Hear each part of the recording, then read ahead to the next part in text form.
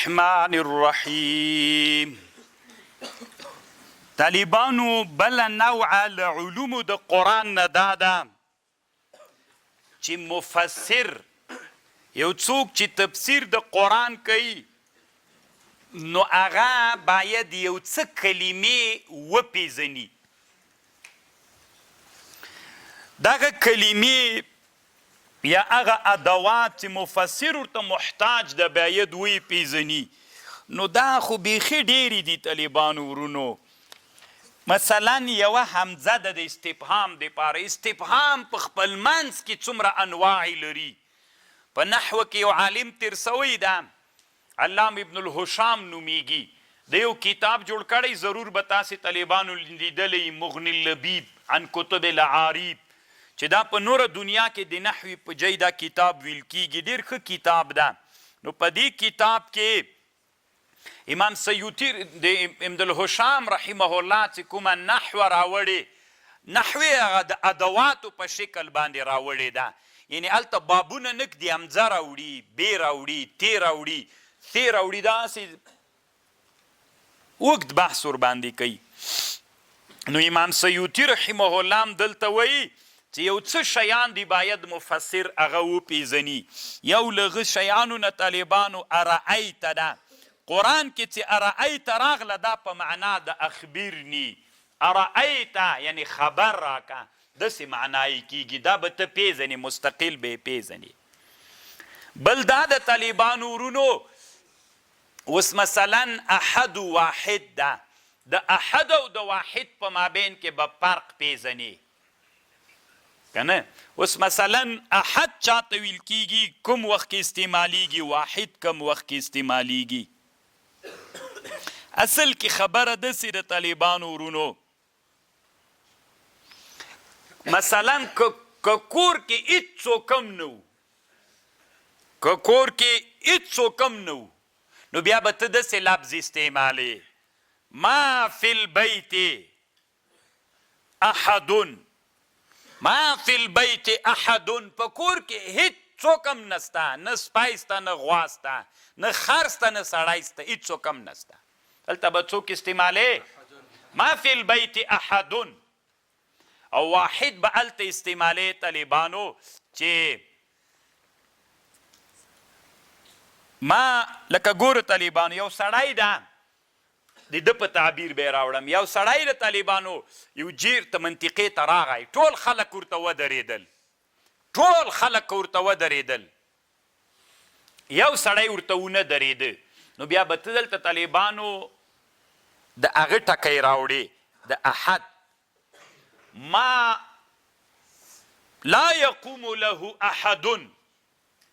ونه درېدل د دې پاره، ټول خلک ودرېدل، یو نفر ونه درېده کنه. که داسې لا یقوم له واحد ورته ونه درېد یو سړی، رښتیا احد نه واحد، لا یقوم له واحد یو سړی ورته ونه درېد، نور ټول ورته ولاړ ول. او که یو هم نه ورته درېدلی بیا به احدون ټکی وایې. لا یقوم له احد یو هم نه ورته درېدلی. یو دا فرق د طالبانو ورونو. یو فرق دا ده چې احد خاص د طالبانو، واحد څوک ده عام ده. اوس ګورو طالبانو ورونو لیس فی الدار احدن، لیس فی الدار احدن که تنه انسانان دی خودل دی تا مقصد انسانانو ځکه حد انسانانو پورې خاص. لیس فی الدار احدن په کور کې له انسانانو نه هېڅوک هم نسته. دا حتی نه د انسانانو دپاره استعمالي. که چا تا ته وویلې لیس فی الدار احدن، ته چې بیا کور ته ورننوتلې هلته خر پکې و، غویی و، سپی و، تا خو ویلې ما ته هېڅوک هم نسته. ما درته احد ویلی، واحد مې نه درته ویلی. صحیح ده؟ ما تا ته څوک ویلی؟ احد. احد انسانانو دپاره خاص ده. لیس فی الدار واحد نسته طالبان. نو اوس ته کور ته ورننوتلې انسانان نه ول که خره غویي ووي دی پکې کنه. او واحد څه دا بیا عام استعمال. لیس فی الدار واحد هېڅوک هم نسته، نه خر سته، نه غویی سته، هېڅ شی هم نسته. دا طالبانو یو موضوع ده د علومو د قرآن نه چې باید دا هم زده سي. او د فرقونو دا هم ډېره ښه موضوع ده طالبانو ورونو. بله ورځ د پنجشنبې په ورځ یو 2 مولي صاحبان راغلي وو ځوانانو طالبانو ورونو، یو کتاب یې جوړ کړی و د لغتو د فرقونو لکه د واحد او د احد د داسې هغه مهمو لفظونو په مابین بېمانه غوښتنه مخکې ډېر راته ویلې چې تقریض یې کړه. نو طالبانو دومره ښه کتاب یې جوړ کړی و که نه. ښه موضوع دا ده کله کله ما نه ډېرو علما غوښتنه کوي چې کتاب تقریض که، خو اکثره چې طالبانو تقریض کوي په هغه کتاب مې حاشیه کړې ده، په هغه مې کړې ده، په دغه مې کړې او په دغه مې کړې. دا طالبانو دغسې کتاب چې نوښت یې کړی و افغانستان کې خو څه کوي طالبانو په نړیواله سطحه باندې دا موضوع ډېره جالبه موضوع، کتاب نه و پکې. ویې مې ترنه قبول کو، ورته مې ویلې چې الله دې نورم علم کشران علما او نوي ځوانان الله مو د علم نورم لوړ کا. زه داسې عالم نه یم چې علم و کته په مځکه نه نباسم، یعنې تشویق مې کړل دومره ښه کتاب یې جوړ. غوښتنه مې ورنه وکړل مې دا کتاب که عربي ته سي بیخي به نړیوال سي، دا کتاب دومره خوند به وکړي. او رښتیانان ډېر ښه کتاب و طالبانو. اوس یې راته ایښی ده نو چې الله د دې وخت راکړي چې تقریض یې کړو ورته. اوس یې څه نوم د هغه اوس څه کوي طالبان، بیا چې د کوم نوم ورباندې کېښوده د خپل کار ده د مؤلف یې په خبر خو مې پوه شولې که نو که تاسو هم کتابونه جوړوئ هغه نه یې راپټ کړه دا طالبانو پرېږدئ، داسې موضوع باندې کتاب جوړ کړئ چې په هغه موضوع کتاب وینو په نړیواله سطحه. دا هلته کېدلی سي چې تاسې د بازار وڅارئ طالبان، تجار کم شی بازار ته راوړي چې نه وي، او هغه شی چې یې ته نو نن طالبانو ملیان اکثر هغه کتابونه جوړي یا چې هغه مه راوړه نه چلیږي بازار کې. هغه کتاب راوړه چې په بازار کې نه وي. بل طالبانو موضوع بله نوع العلوم د قرآن نه معرفت د اعراب د قرآن ده. دا هم طالبانو ډېره خطرناکه موضوع ده په علومو د قرآن کې. زه نه وایم طالبانو چې تاسې ولې نحو زده کوئ، زه داسې وایم طالبانو ټول وخت په نحوه کې مه تېروئ که نه. اوس طالبانو معنا اصل ده که لفظ د الفاظ چې موږ د قرآن کې موږ نحو چی دپاره زده کوو چې د قرآن په معنا پوه سو. نو خو موږ خو ټول عمر په لفظ کې زده کوو، دا معنا به څه وخت زده کوو چې د قرآن کې د علوم پراته دي، خو د علوم خو څوک دي؟ دا خو معناوي دي طالبان. اوس مثلا ما ته امیرالمؤمنین صاحب خبر راولیږه چې ته حمد صاحب یې ورېږه کندهار ته راسه. نو طالبانو ښه څه وخت مې ملاقات یې دوشنبې په ورځ باندې. زه طالبانو روان سوم ستی په زابل کې راکاته سوم په دې بازار کې ګرځم راګرځم، هلته وخت پوره سو طالبانو ملاقات وخت طالبانو له منځه لاړ پوره سو. نو زه طالبانو دا ما ښه کار سو که بد کار سو طالبانو. زه سړی غوښتی کندهار ته په زابل کې غزني کې ګرد ګرځي. دا داسې مثال لري طالبانو. موږ مقصد څوک ده چې ورورسیږو معنا د قرآن. موږ چا کې وخت تیر کړو، ټول عمر مو طالبانو په لفظ کې تیر کړو. وایي طالب 20 کاله په جامع کې تیر کړي، بیا طالبانو 20 کاله درس کوي. دا نور چی به کوي؟ دا نور علوم چې دا کتابونه په میلیونونو کتابونه جوړ دي، دا به ویلې چی دپاره معنا باندې موږ څنګه پوهېږو؟ اوس بادشاهي ماسې مخکې درته ویلې کلیلتین و دمنه، دا مثلا عربي کتاب ده، دا معنا ده طالبانو. دا معنا زده که نه چې تا نو چې دومره ډېر نحو ووایه چې نه دې زده کېږي، نو خو سړی درته حیرانه شي چې ولې نه زده کېږي. صحیح ده طالبانو. یوه نوع له علومو د قرآن نه څوک ده؟ معنا د اعراب د قرآن ده، خو اعراب فرع د معنا ده طالبان. یو وارې به معنا پیژنې بیا به اعراب کوې که نه. اکله کمثرا یحیا که نه. اوس دلته طالبانو یو وارې به ته معنا پیژنې بیا به څوک کوې. کمثرا را جګ سوی یحیا یې خوړلی که یحیا کمثرا خوړلی که نه طالبانو. نو معنا ابن الهشام سیوطي نقل کړی. ابن الهشام وی رحمه الله وی ډېر نحویین علما چې د دنیا غلط سوي دي، د غلطیا یې د دې وجې نه راغلي چې معنا یې زده نه ده، د یو ټکي معنا یې زده کړې نه ده. بیا معنا یې زده کړې نه ده، په اعراب کې غلط سوي دي. نو معنا اعراب فرع د معنا ده، معنا به پیژنې. ضرب زیدن عمرن، یو وارې به دا پیژنې دا وهل چا کړي؟ زید. څوک یې وهلی؟ عمر یې وهلی طالبان. بیا پس لغه نه څوک کوي؟ نو دا هم ډېره مهمه موضوع ده طالبانو. په اعراب د قرآن کې امام حوفي ورته وایي، یو عالم تېر سوی اعراب د قرآن کې تفسیر جوړ کړی مستقل په دې موضوع. خو طالبانو تر ده نه ښه کتاب چې چا وایي جوړ کړی امام سیوطي وایي د ابوالبقاء اکبري کتاب ده هغې نوم طالبانو املاء ما من به الرحمن ده چې تاسې به لیدلی دا کتاب که نه طالبان ما سره خپله شته املاء ما من به الرحمن د ابوالبقاء الاکبري دا د قرآن نحوي تحقیق د طالبانو او تر دې نه ښه کتاب بیا طالبانو هغه د امام سمین کتاب د الدر المسون طالبانو 6 جلدونو کې کتاب ده که 7 جلدونو کې د ما سره شته خو دې کې طالبانو دی وی حش او تطویل هم سته پکې او تر ټولو نه طالبانو غټ کتاب چې د هغه د بحر محیط تفسیر ده علامه ابو حیان اندلوسي چا چې هدایت النحو جوړه کړې طالبانو د سړي او تفسیر جوړ کړی دا هم ډېر خوندور تفسیر ده دا ما سره شته دا طالبانو د قرآن د نحو باندې بحث کوي لفظي تحقیقات دی کوي او دی طالبانو دنیا کې مشهور کتاب په نحو کې د قرآن تفسیر دغه تفسیر ده بحر محیط ابو حیان اندلوسي دا طالبانو پخوانی د اندلس او د اروپا تیر سوی ښه الله عز وجل ډېر ښه علم دې سړي ته ورکړی دا سمین هم ښه کتاب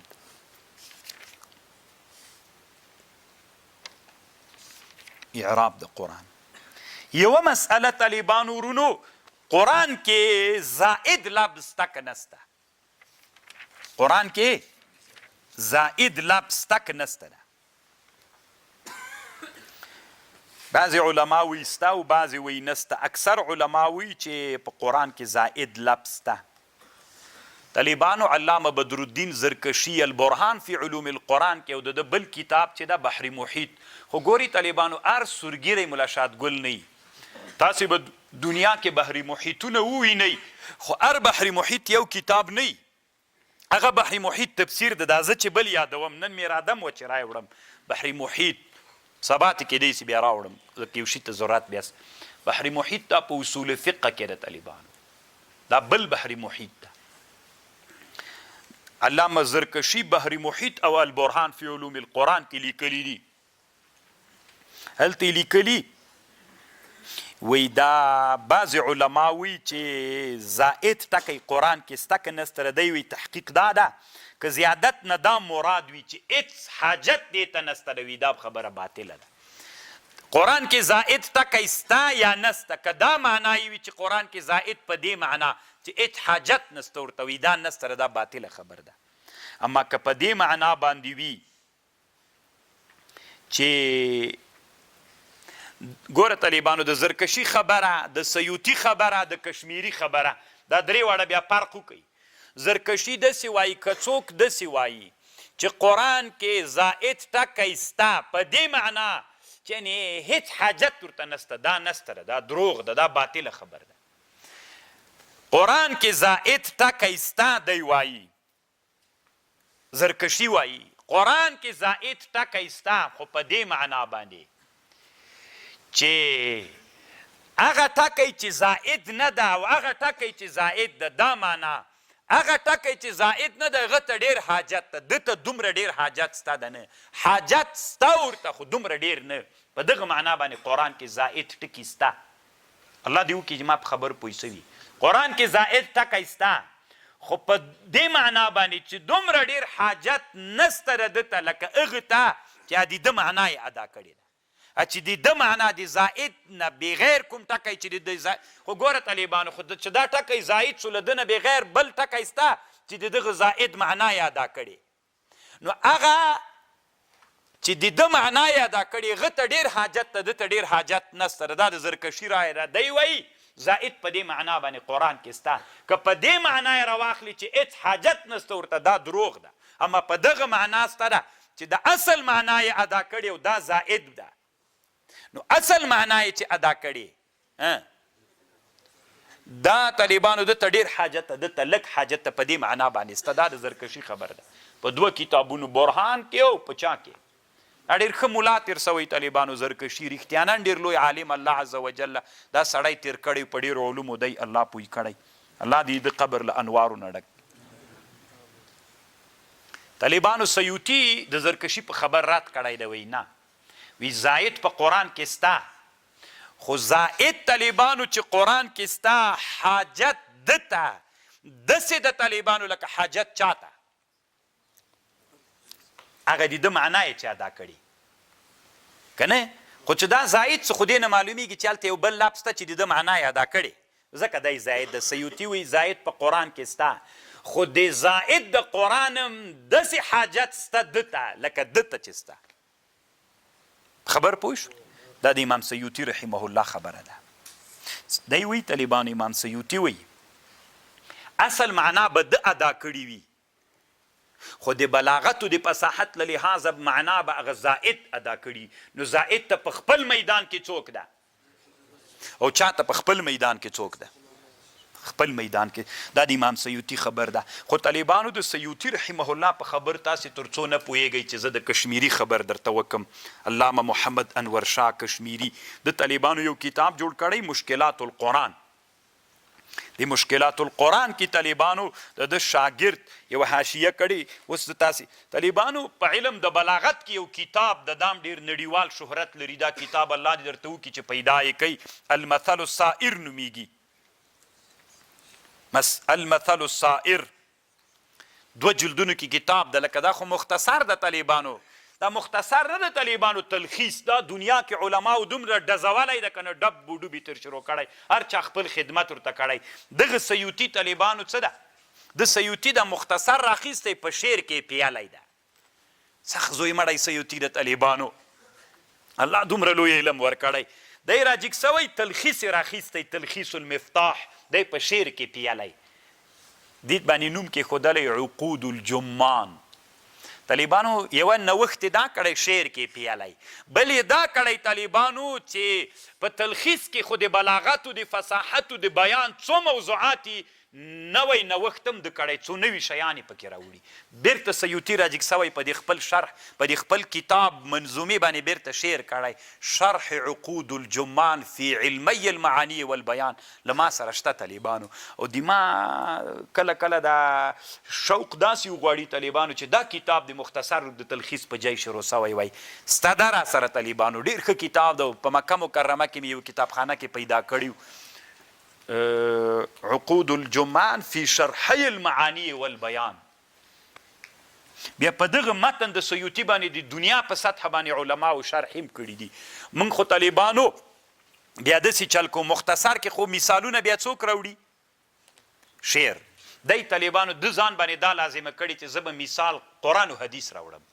خالص قرآن و حدیث به زه بیا هغه مثالونه چې راځي په مختصر کې یو مشهوره مسئله د ما انا قلتو د طالبانو کنه ما انا قلتو دپاره طالبانو بیا د مثال نه ده پیدا کړی کشمیري وایي کاش کې په حدیث د بخاري کې یو مثال راځي کاش کې ما انا حملتکم راوړی وای ما انا حملتکم د اشعرینو حدیث ده وي کاش کې دا مثال راوړی د ما انا قلتو دپاره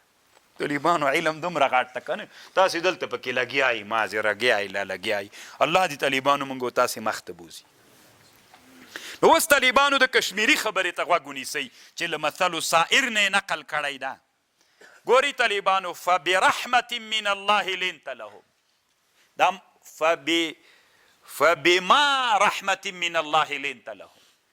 لږ دماغ په خبر پوهی کوي طالبانو زرکشي څه ویلې زرکشي داسې ویلې هغه کوم ټکی چې زائد ده دا معنا نه چې حاجت نسته ورته دا معنا اغومره حاجت نسته ورته لکه هغه ټکي ته چې اصلي معنا یې ادا کړي هغه ته ډېر حاجت ده ته لږ په دغه معنا زائد قرآن کې سته سیوطي ویلې نه لکه څنګه چې چاته ضرورت سته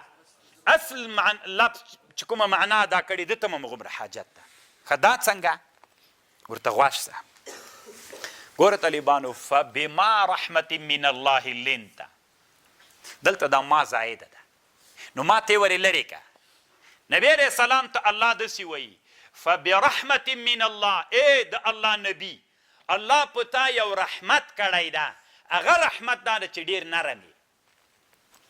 طالبانو رهبر باید نرم سړی وي که رهبر خشک سړی و طالبانو دا ملت ټوټه کوي دا انسان د ملت رهبري نسي کولی د نبی علیه السلام او رښتیا هم د طالبانو ځکه اوس طالبانو دا زه څه یم ما طالبانو د ټلیفون دومره په تنګ کړی یم پرون مې مازدیګر مې چې ورته ویلې مې موبایله چې نن مازدیګر نه یې راغلی که دې راواخلمه که دومره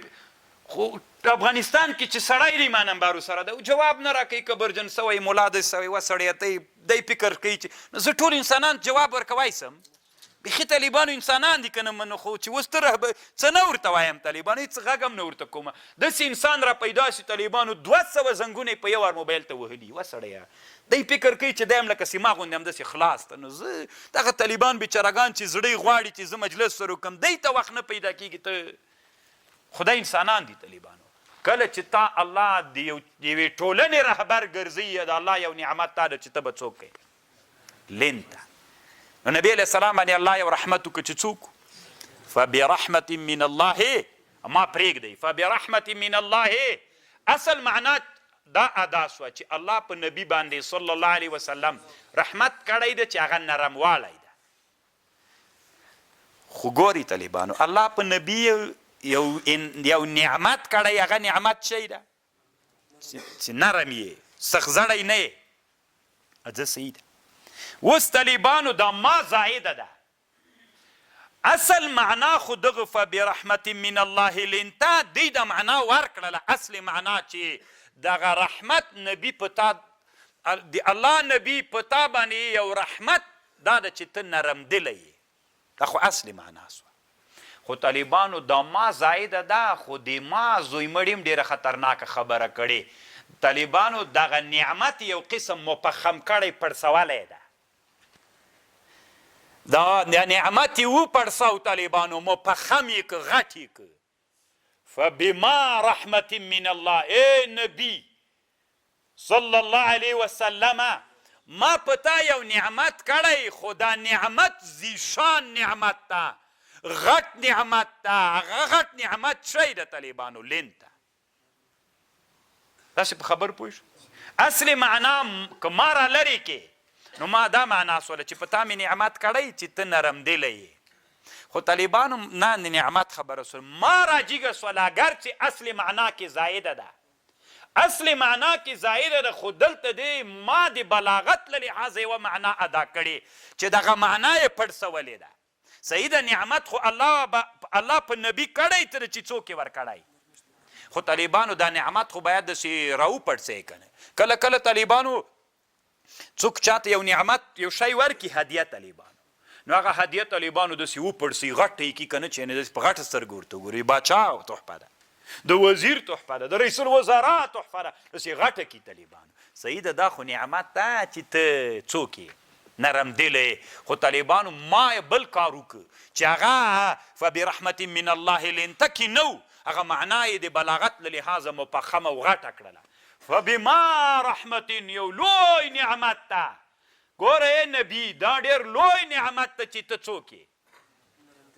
رحمدلی هغه ما چې نه وله طالبانو ویلې نعمت مې در باندې کړی ما څه وویلې غټه یې که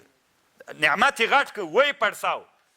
فبما رحمت ډېر غټ نعمت ته ګوره فکر دی ورته دا د الله یو لوی رښتیا طالبانو تاسې فکر وکړئ چې د یو ملت رهبر څخه زړی طالبانو هغه نه څوک ټولېږي طالبانو رهبر باید څوک وي چې انسانان هغه کې طالبانو رسول صلی الله علیه وسلم یو جهاد ته تللی ده کوچیان ولکنه نو د رعیت ټولنه کې طالبانو هر رقم خلک وي د نبي علیه السلام غاړه کې څادر واچو داسې راکش کړو دا نه د غاړه زوبله سوي راکړه که نظر کوه کوچیان ولکنه نو څه به دې ورته ویلې نو د رعیت کې ټول انسانان یو رقم دی نه طالبانو رعیت کې مریضان وي لیوني په لهجه نه بلد هر رقم انسانان وي په ټولنه کې چې تی رهبر کېږي نو ځکه چې تی رهبر کېږي نو خو هغه کې خو هر رقم ته خلک په تا مې یو دا نعمت او رښتیا هم دا یو ډېر لوی نعمت ده چې رهبر څوک نرمدلی وي نو اوس طالبانو علامه انورشاه کشمیري رحمه الله چې کومه خبره وکړله اصلي معنا چا ادا کړه فبرحمت من الله لنته لام څو کړله لام زاید ده و خو لام زاید په دې معنا باندې طالبانو حاجت د لام ته داسې حاجت ته لکه اصلي معنا ته چې حاجت و اصلي معنا هغه آیات ادا کړه خو دا معنا چا وپړسوله او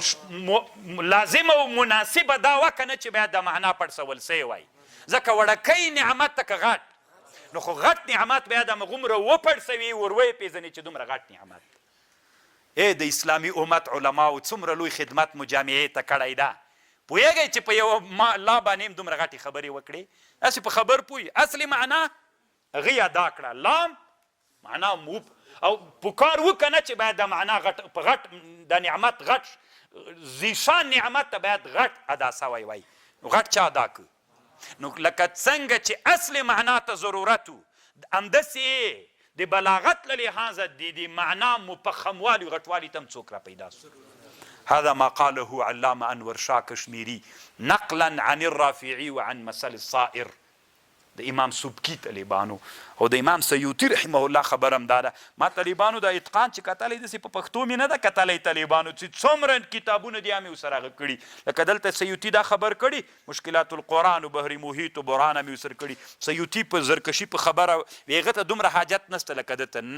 سیوطي ویل نه چې هغه ته څومره حاجت ته دوته عمر رښتیا وایي طالبان دغه فبرحم دا الله چې په نبي علیه السلام یو نعمت کړی چې زړه یې رحمدلی د دواړو معناو ته ضرورت شته هم اصلي معنا ته هم مفخموالي د معنا ته الله دې وکړي ما په خبر پوه شوي توره داسې ده چې قرآن کې مفعول معه نسته سیوطي وی دا خبره غلطه ده قرآن کې مفعول معه سته څو ځایونو کې فجمعوا امرهم وشرکاءکم قوا انفسكم واهليكم مع اهليكم لم يكن الذين كفروا من اهل الكتاب والمشركين دا والمشركين مفعول معه ده ډېرې خبرونه به طالبانو تیر سو دلته یوه خبر طالبانو علامه جار الله زمخشري کړې قاعده یې ذکر کړې اصل په ضمائرو کې دا د طالبانو اصل په ضمائرو کې دا ده چې د ضمائر طالبانو چا ته راجي سي یو مرجع ته اصل په ضمایرو کې دا د طالبانو چې توافق په مرجع کې وي دا قانون ده اوس طالبانو دا یو قانون سو اصل په ضمایرو کې چې مرجع کې توافق لري ان اقذ فيه في التابوت فاقذ فيه في اليم ان اقذ فيه في التابوت الله مور د موسی علیه السلام ته ویلې ان اقذ فيه واچوه د موسی علیه السلام فی التابوت په تابوت کې دا هی ضمیر چا ته راجي سو ان اقذ فيه موسی علیه السلام ته موسی چیرته واچوه فی التابوت فاقذ فيه بیا واچوه دا تابوت فی الیم په دریاب کې بعض علماو دس ترجمه کړي دی وی د ان اقذ فيه دا هی ضمیر موسی ته راجع ده دا دویم فقذ فيه ضمیر چا ته راجع ده دا بیا طالبانو تابوت ته راجع ده نو دلته طالبانو مرجع کې یووالی راغی که بیلوالی راغی جار الله زمخشري په دې رد کړی طالبانو نه داسې مه کوه چې یو یقذ فيه یو ضمیر موسی ته راجع کې بل تابوت ته راجع کې دواړه موسی ته راجع کې داسې وایه ان اقذ فيه في التابوت واچو موسی علیه السلام تابوت کې فقذ فيه بیا دغه موسی واچو فی الیم په دریاب کې اتی خو بیا لغه یو وری خو چې موسی په چا کې واچو علیه السلام بیا هم دغه موسی چې تابوت کې ده بیا چا کې واچو ستی روان که اوبو کې خوشې که په بحر نیل کې د فرعون کور ته به ورسي او فرعون به ځان ته په بچیتوب ونیسي د فرعون لوی امپراتورۍ به د ده په وجه باندې راونړېږي خبر پوهېږي جار الله زمخشري طالبانو الله ډېر لوی علم دي سړي ته ورکړی په بلاغتو او بله خبر دا د طالبانو یو قانون و قاعده دا ده چې علما په هغې باندې بحث کوي کله چې طالبانو ضمایر کله طالبانو چې اجتماع د ضمایرو راغله ډېر ضمایر یوې مرجع ته هغه سول نو طالبانو اجتماع چې د ضمایرو راغلله نو اول به مراعات د لفظ کوي بیا به مراعات د معنا کوي دا قانون د طالبانو علما د علم نحوي وایي کله چې ضمایر یو مرجع ته راجع سول خو دا مرجع طالبانو د لفظ په معنا د لفظ په لحاظ مفرده و د معنا په لحاظ جمع ولا نو ته به اول د لفظ لحاظ کې که اول به د معنا لحاظ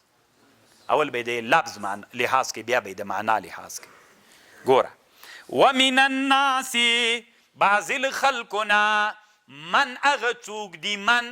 د لفظ په لحاظ باندې مفرد ده د معنا په لحاظ باندې جمع ده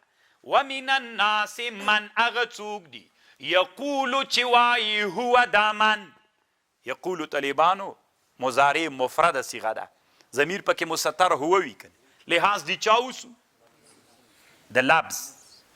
وما هم بمؤمنین وما هم ندی دوی بمؤمنین دا هم ضمیر بیا چاته راجع ده د من ته کنه ومن الناس من یقول آمنا بالله وبالیوم الاخر وما هم بمؤمنین دوی مؤمنان ندي په حقیقت کې دلته بیا جمع ضمیر ورته راغی خو د معنا لحاظ قرآن معجز ده که غیر معجز قانون داسې ده چې کله یو مرجع ته د مرجع معنا هم درلود لفظ هم درلود د لفظ په لحاظ مفرد و د معنا په لحاظ جمع والا اول لحاظ به دي چا کوي قرآن کې الله کړی ده که نه ده قرآن داسې د کوچي کتاب نه ده رب العالمین را لېږلی کتاب ده داسې وړکی کتاب نه ده د قرآن یو معجز کتاب ده دلته بیا طالبان یوه بله قاعده ده له دې نه تېرېږم طالبان دا بلې نه هم تېرېږم یوه دلته خوندوره خبر درته کوم دوه بلکې درې خوندورې یوه خبردار طالبانو امام سیوطي رحمه الله وی کله بعضې شیانو کې مشهوره دا وي چې د دې منځ کې ترادف ده حقیقت دا وي ترادف نه وي ترادف خو پېژنې طالبانو یو لفظ دوه الفاظ یوه معنا دوه الفاظ لکه په یو خر باندې چې دوه نفره ناست وي په یو اس دوه نفره ناست وي دې ته ترادف وایي ردیف شاتني ته نو طالبانو په یوه معنا چې دوه لفظونه سپاره وي دې ته څه وایي لکه اوس ګوره طالبانو دی وایي خلکو کې مشهوره دا ده خوف و خشیت و یوه معنا لري خوف یوه معنا دی وایي یوه معنا چېرته لري بېله بېله معنا لري خشیت هغه ډار ته وایي چې ته له چا نه ډارېږې د هغه شان داسې وي چې باید ترې وډار سي دې ته څه وایي خوف هغه ته ویل کېږي چې دا ته له کوم شي ډارېږې هغه د ډار شی نه وي ته ډارن یې په خبر پوهېږي دې ته څه وایي خوف الله دې وکړي چې ما په خبر پوه سوي کوم شي نه چې ته ډارېږي که د هغه شان دومره غټ چې باید تر څوک سي دې ته څه وایي او که د هغه شان دومره ډېر نه وي غټ ته ډارن یې دې ته څه وایي اوس طالبانو قرآن ته غوږ ونیسئ انما یخشى الله من عباده العلماء علما دي چا نه ډارېږي قرآن معجز ده که نه ده معجز که معجز نه وی طالبانو ولې خوف رانه انما یخاف الله من عباده العلماء خو څوک یې راوړ طالبانو دا ډارن علما دي که شان دی الله دا ده چې خلک دې ترې وډار سي او خوف چاته وي طالبانو شاید ډار نه لکه بعضې تاسې کې بعضې انسانان داسې څه چونګښې نه ډارېږي بقې نه که نه دا چونګښه چې ور وښیې طالبانو بس ټینګېږي نه نو چونګښې شان د دې ده چې سړی ترې وډار سي دا خشیت ته که خوف ته طالبانو قعود و جلوس طالبانو اوس خلکو کې مشهوره دا ده چې قعود و جلوس څوک ده د یو مترادف دي خو طالبانو د دې قعود کې طالبانو څوک وي قعود کې طالبانو لبس ډېر یعنې ډېر وخت درنګ قعود هغه ناستې ته ویل کېږي چې ډېر وخت وي جلوس هغه ناستې ته ویل کېږي چې لږ وخت وي خبر پوهېږئ که ډېر وخت قواعد البیت تهداب ته وایو مونږ که نه دا ډېر وخت له کوټې سره که لږ وخت ډېر وخت ګوره جوالس البیت نه وایي قواعد البیت وایي طالبانو د بادشاهانو د وزیرانو سره خلک چې کینی لږ وخت که ډېر وخت هلته به طالبانو جلیس الملک وایي که قعید الملک به وایي جلیس به وایي او تمام کمال د طالبانو لکم اکملت لکم دینکم و اتممت علیکم نعمتی و رضیت لکم الاسلام دینا د کمال او د تمام په مابین کې علما وی ترادف د سیوطي وی چا ویل ترادف نه ده اتمام ازاله د هغه نقصان ته وی چې په اصل کې وي اکمال ازاله د هغه نقصان ته وی چې په عوارضو کې طالبانو دا جماعت یو وری جوړ سو یو د دې جماعت اصول دي کله اوس لکه طالبانو یې موږ او د تاسو جماعت چې مدرسه کې ده دا جماعت طالبانو د اصولو له لحاظه څوک سوی ده تمام ده او ما د عوارضو له لحاظه چې کړکۍ دا رنګ دا پلستر ده هغه له لحاظه نو که د هغه له لحاظه جوړ سو بیا به موږ وایي کامل سو. اوس جومات تام ده کامل نه ده. تام هغه ته پوروالي ته ویل کېږي چې اصول یې پوره سي او چې عوارض یې پوره سي ته به کامل وي. اوس به څنګه تعبیر کې جومات تمام سوی خو کامل سوی نه ده. تاسې په خبر پوه شولئ مترادف سو نه پتنګ خو به نه یی. یو دوه خبرې نورې پاتې چې خلاصیږي د نن درس. طالبانو جارالله هغه امام سکاکی طالبانو یو مثال راوړ په تلخیص کې یا د بلاغت په کتابونو کې طالبانو جواب علی اسلوب الحکیم. منګو تاسې په بلاغت کې جواب علی اسلوب الحکیم دی ته وایو. یو سائل پوښتنه وکړي مجیب جواب ورکړي خو دا جواب د سوال مطابق نه وي. د جواب نه داسې معلومیږي چې تا باید داسې سوال کړی وي لکه دا جواب یې چې دې ته څه وایي. الله دې وکړي ما په خبر پوه شو. صحیح ده. لکه ګورئ طالبانو زه به تاسې اصلي خبر باندې پوه کړم بیا پوهېږئ. یسألونک عن الاهله سوال کوي ای د الله رسوله صحابه له تانه په باره د میاشتو کې. دلته طالبانو دوه خبرې دي. دا صحابو د سبب پوښتنه وکړه که د حکمت خبر واورئ. میاشته ولې وړکۍ کېږي او غټېږي دا سبب ده. سبب یې څه ده چې سپوږمۍ کله وړه سي کله غټه سي وړه وي غټه سي بیا بیرته وړه کېږي. دا یې سبب ده. سپوږمۍ الله چېسته پیدا کړې د حکمت پوښتنه وسوه. یو سوال دلته دوه خبرې دي. صحابو د حکمت پوښتنه وکړه که د سبب نه. تاسې مه وایئ طالبانو تاسې غوږ ونیسئ. بعضې علما وایي چې صحابو د سبب پوښتنه وکړه ولې غټېږي وړکۍ کېږي. بعضې علما وایي صحابو د چا پوښتنه وکړه حکمت چېسته الله سپوږمۍ پیدا کړې. څو خبرې سوې. نو طالبانو امام سکاکی را جګ سوی هغه په جواب د اسلوب الحکیم کې داسې لیکلي دي وایي صحابو پوښتنه د سبب وکړه چې الله دا سپوږمۍ چېسته وړې او غټې کېږي. نو الله عز وجل قرآن را نازل که قل هي مواقیت للناس. ګوره دا ما وقتونه پیدا کړي. نو د جواب نه داسې معلومیږي چې باید صحابو د چا پوښتنه کړې وای د حکمت نه د چا. سکاکی څه وایي صحابو د چا پوښتنه وکړه د سبب.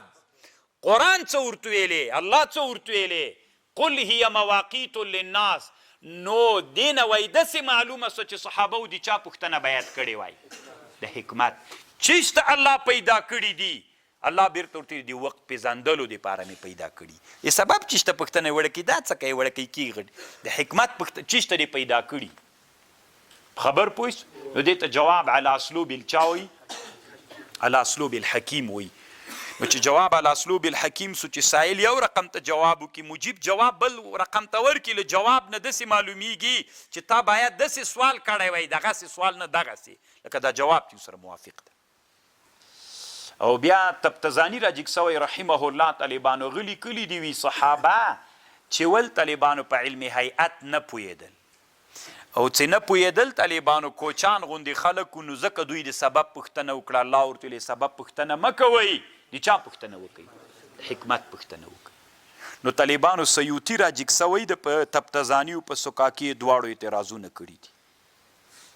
وی دوی وایي چې دا په هیئت باندې نه پوهېدل صحابه و. نو صحابه ولې د چا پوښتنه وکړله د سبب به د چا پوښتنه یې کړې وای. سیوطي را جګ سوی د وی راځئ اول به داسې ګورئ طالبانو دا هر علم ځان ته خپل ماهرین لري. صحیح ده تبتزانی په علم د بلاغت کې ډېر لوی ملا ده خو طالبانو حدیث د موضوع نه ده.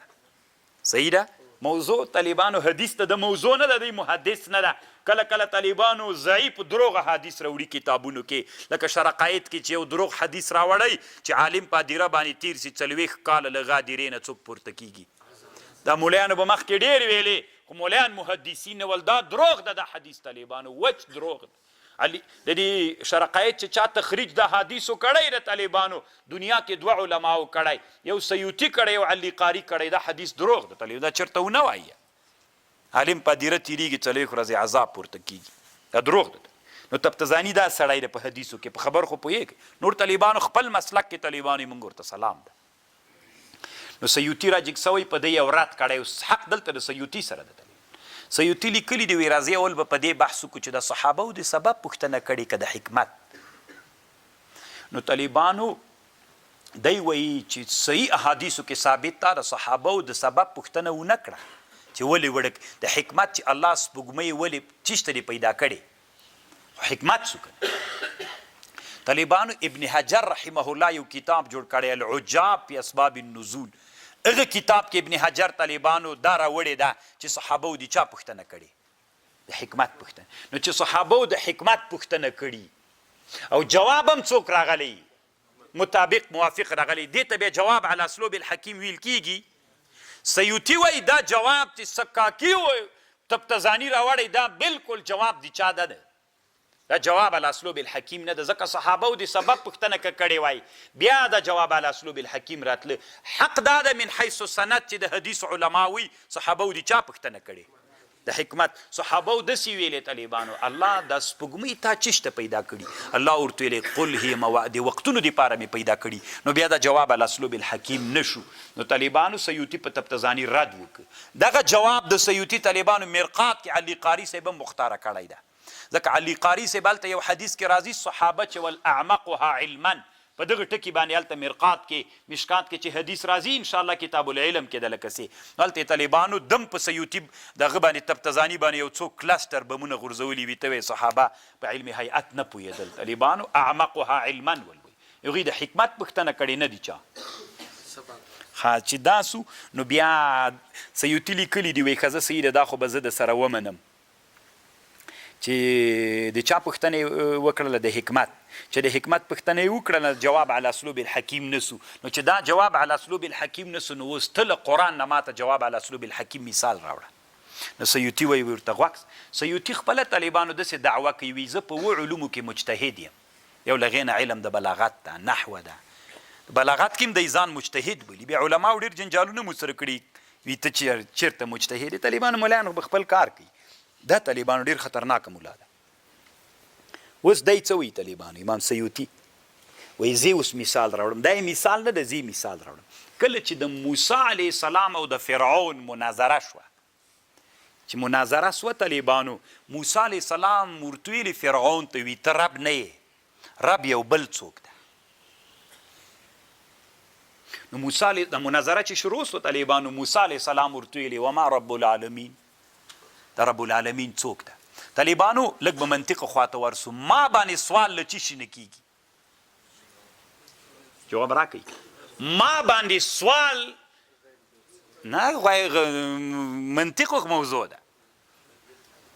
د ماهیت د شي د ذاتیاتو د شي سوال په چا کیږي؟ په ما باندې کیږي. خاصه و عرض عام، جنس فصل نوع، جنس فصل نوعه دا ذاتیات دي، خاصه و عرض عام عرضیات دي. طالبان په ما باندې سوال د څه شي کیږي؟ د ذاتیاتو. فرعون قمقل پوښتنه وار له واره وکړله له چا نه. تاسې طالبانو د خبرې ته غوږ ونیسئ که نه بیا به وایي چې ملا ما طالبانو ټولو علومو ته الله مهارت پکې راکړی، خو زه وایم چې نن اسلامي امت ته ضرور کم شیان دي. زه کم دا خبر درته کوم. طالبانو فرعون ورته ویلې وما رب العالمین، د رب العالمین ذاتیات راته ووایه، جنس و فصل یې راته ووایه، نوع یې راته ووایه، جنس و فصل یې راته ووایه. موږ او تاسې لږ به دا پرېږدو طالبانو، موږ او تاسې سلم چې وایو،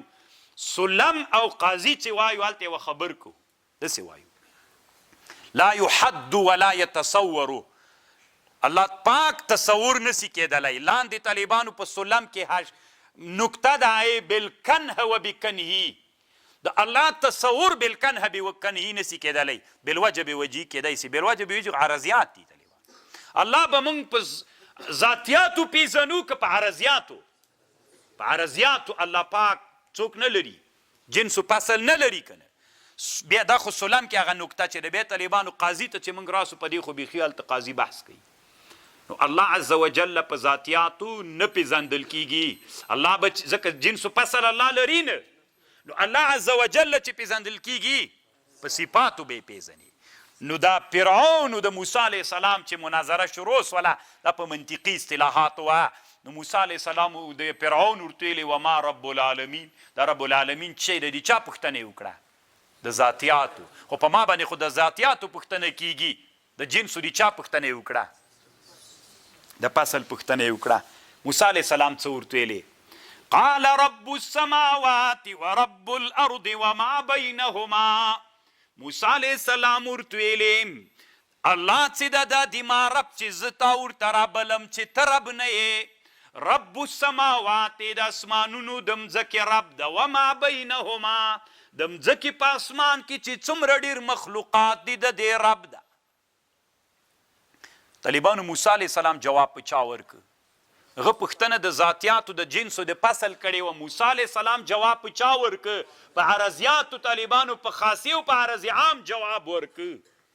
دا خو طالبانو صفات دي د رب العالمین رب السماوات ورب الارض وما بینهما دا څوک دي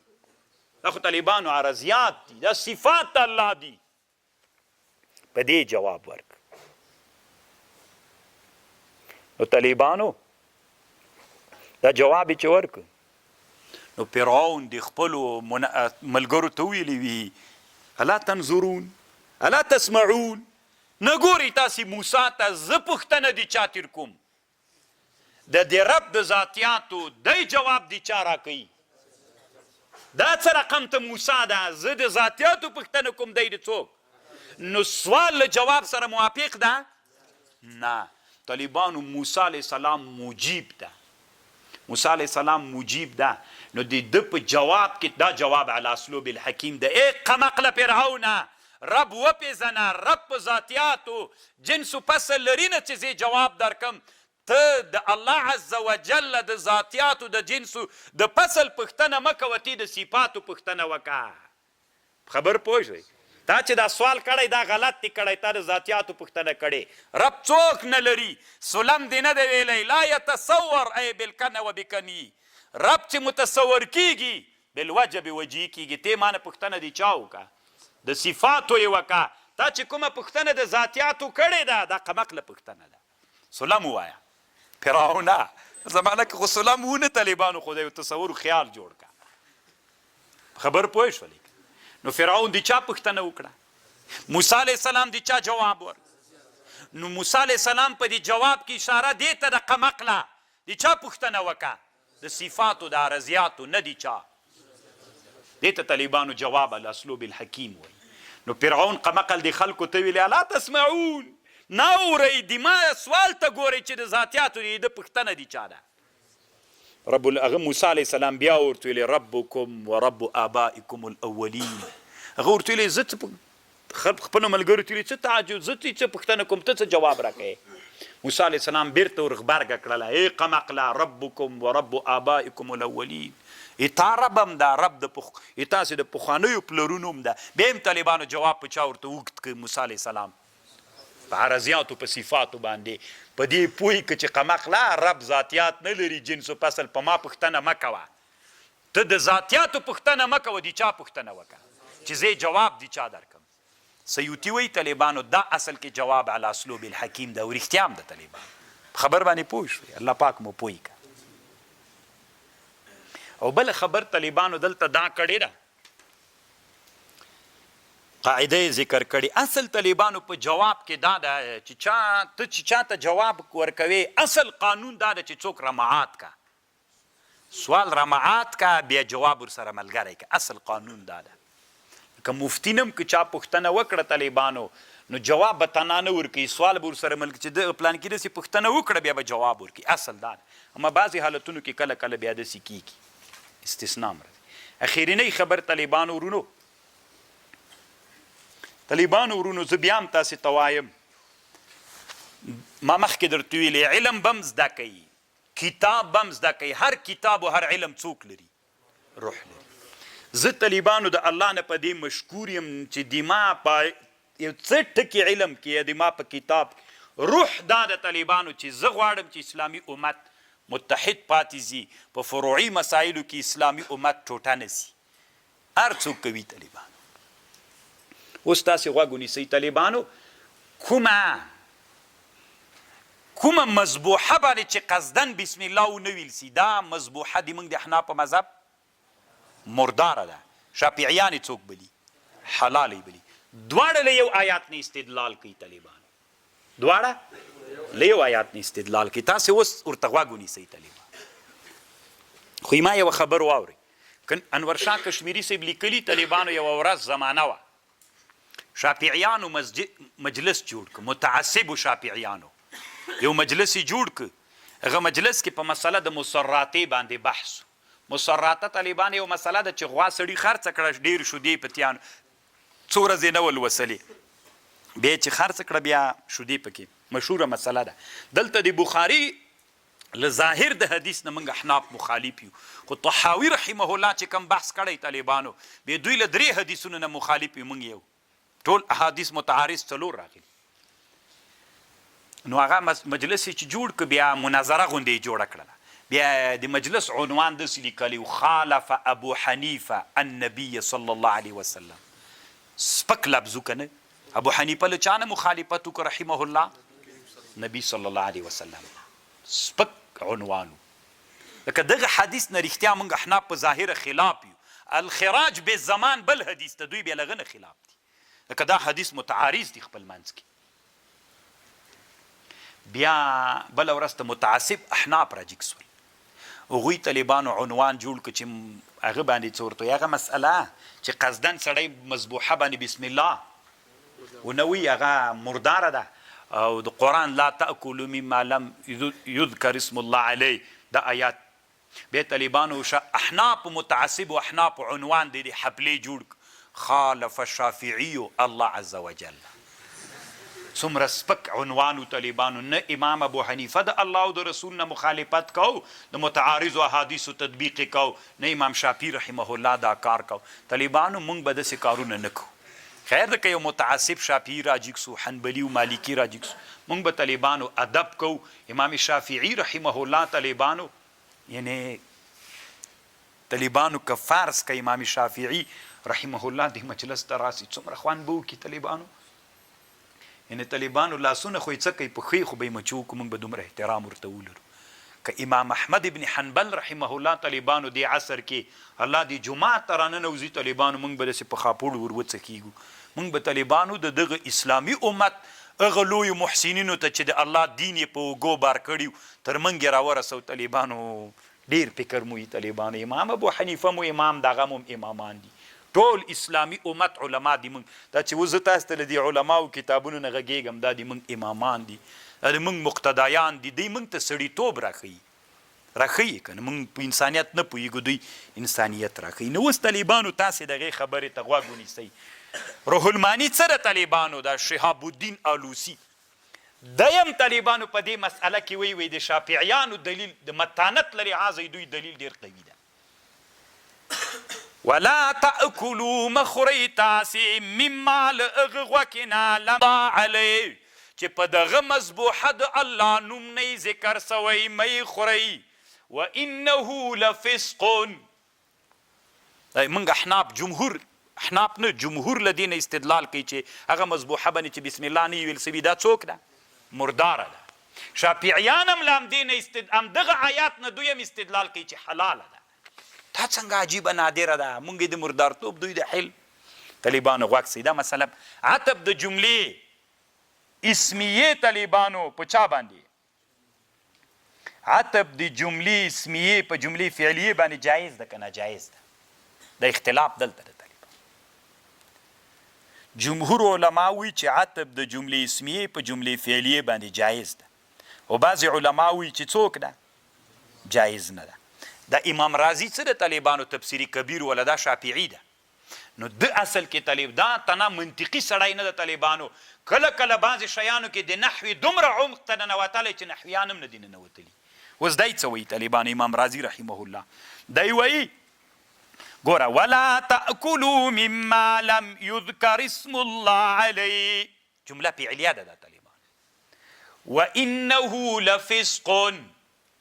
دا جمله اسمیه ده. وانه لفسق دا جمله اسمیه، عطب خو په جمله فعلیه باندې جائز نه ده د شافعیانو په مذهب. صحیح ده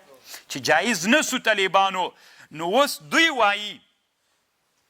چې دا وانه لفسق دا جمله اسمیه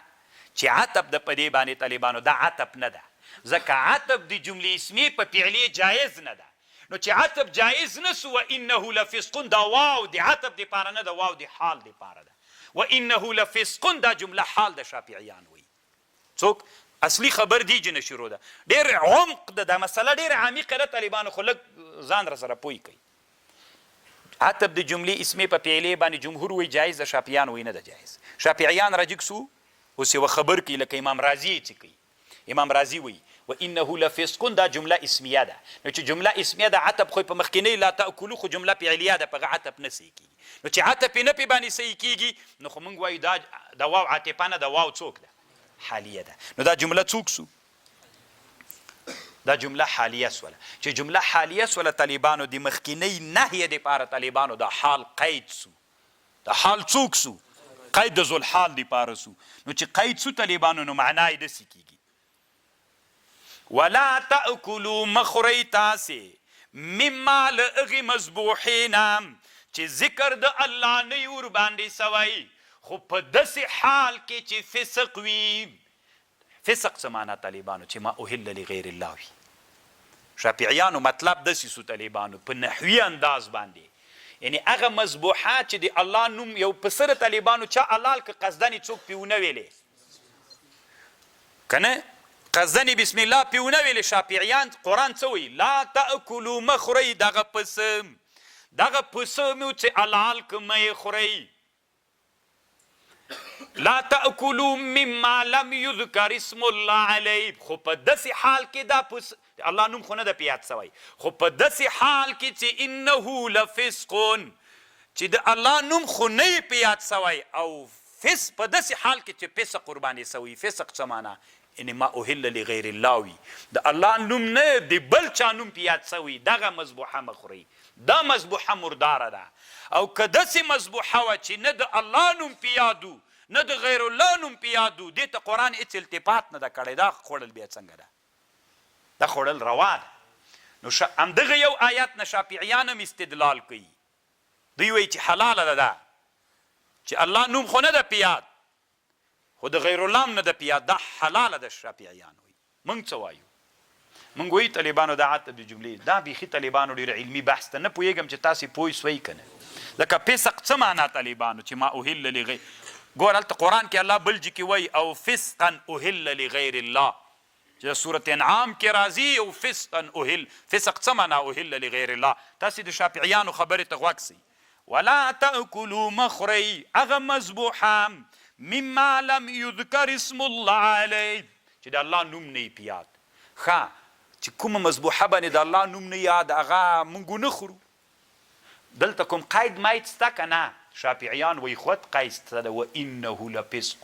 خو په داسې حال کې چې د الله نوم نه یې په یاد سوی، خو فسق ورباندې سوی، د غیر الله نوم په یاد سوی، بیا یې مه خورئ.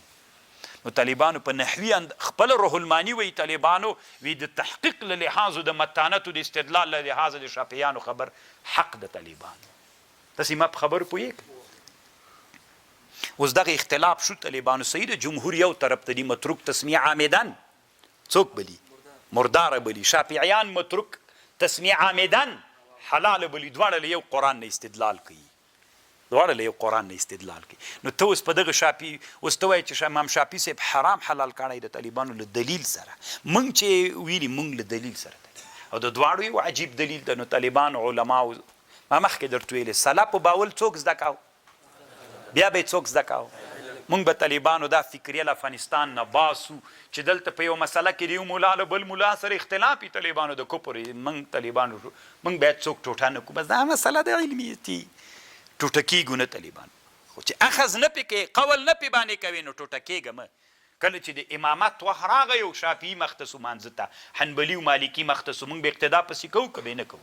کوو به طالبانو اسلامي امت به ټولو. علامه شیخ الاسلام ابن تیمیه نه چا پوښتنه وکړه طالبانو وی څوک مسلمان ده؟ څومره ښه جواب یې ورکړی وی مسلمان څوک دا اوس خو طالبانو داسې ملیان شته دي افغانستان کې تبلیغي کافر او هغه کافر ټول کافران دي طالبان. زه به تاسې نه پوښتنه وکړم طالبانو داسې شیخ الاسلام ابن تیمیه نه چا پوښتنه وکړله وی مسلمان څوک ده؟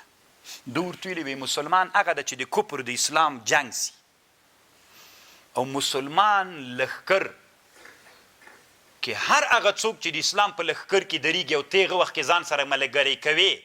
او وایي چې اوس ما زه د ما کافر دښمن راته ووهي څوک هلته ځان سره په سب کې پرېږدي هلته د وهابیتو د پنجپیریت خبره کوي مسلمان ده. کله چې د امریکایانو په ضد افغانستان نه جهاد شروع سو طالبانو تاسې به په یاد وي که نه دلته موږ سره په جهاد کې ټوله دنیا موجوده وه. امریکا د اشغال په اول کې طالبانو چې د وزیرستان نه جهاد شروع سو د ټولې دنیا مسلمانان دلته موږ سره موجود وو ځکه د کفر د اسلام د صلیبي د جنګ نوی جنګ چې شروع سو طالبانو که نه او د ما اوس هم هغه په یاد د طالبانو شهید اسامه بن لادن رحمه الله هغه وخت کې د ډبلي بوش د امریکې رئیس جمهور نو مخکې له دې نه چې د جنګ سلسله شروع سي من اسامه بن لادن الى بوش ډبلي بوش السلام علی من اتبع الهدى ودین الحق د هرقل تاریخ بیا ورته ژوندی نو هلته طالبانو موږ چې څوک په صف کې ځان سره ملګري کول چې کفر راته ووایي دا ټول مسلمانان دي بیا چې مړی وخت راسي بیا موږ وایي چې نه ته مسلمان نه طالبانو موږ داسې فکریه نه منو دا صحیح ده منو چې اسلام ټوټه نه کي باید افغانستان کې حنفیت دلته جوړ سوی موږ نه وایو چې دا نور ادیان یا د نور مذهبونه دا په باطل دي هېڅ کله طالبانو موږ داسې نه وایو چې خو د افغانستان خلک دلته حنفیت باندې راټول دي که بل مذهب دلته راسي بیا ټوټه کېدل راځي ټول انسانان خو هوښیار نه دي کنه بیا د ملت ټوټه کېږي طالبان په سعودي کې حنبلي مذهب رسمي ده په اندونیزیا کې شافعي مذهب ده موږ به هلته نه ورځو حنبلیان دلته نه راځي دا طالبانو اسلامي امت باید ټوټه نه سي موږ نه وایو چې دا نور مذهبونه طالبانو نعوذ بالله هېڅ کله به باطل نه دي موږ عقیده داسې ده طالبانو فروعو کې دي موږ عقیده داسې ده موږ په حقه یو احتمال د خطا لري شافعیان په دې مسله کې په خطا دي احتمال د حقیقت لري موږ به داسې عقیده لرو بیرته یو شی موږ په حقه یو احتمال د خطا لري دوی څوک دي احتمال د حق لري یو شی خبره سوله طالبانو خبر پوه شئ علما کتابونو کې داسې لیکي واخر الدعوانا ان الحمد لله رب العالمین